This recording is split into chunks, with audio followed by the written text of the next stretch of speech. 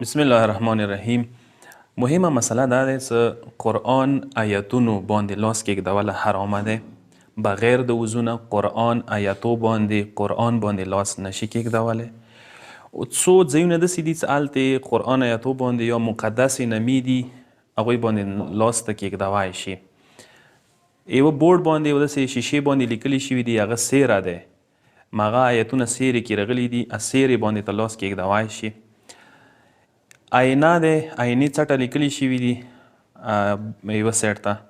شیشه ده یوه سایډ ته لیکلي دي بل سایډ ته شیشې نه ته لاس کېږدي.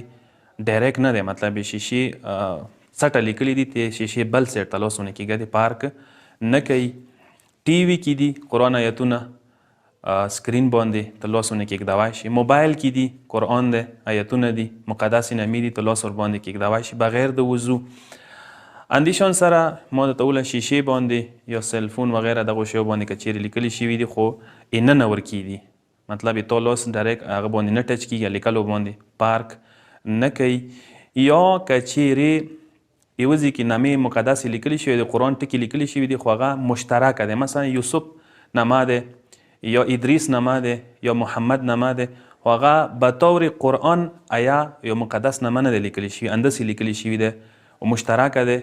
هلته قرآن کې استعمالیدای شي عام چا دپاره استعمالیدای شي دې عنوان څخه طبیعتا لاس کېږدوی شي. وګرنه که صرف قرآن آیا دی مقدسې نمې دي هلته بغیر د وضو نه طهارت نه لاس نشي په کېږدوی. والسلام علیکم ورحمة الله وبرکاته.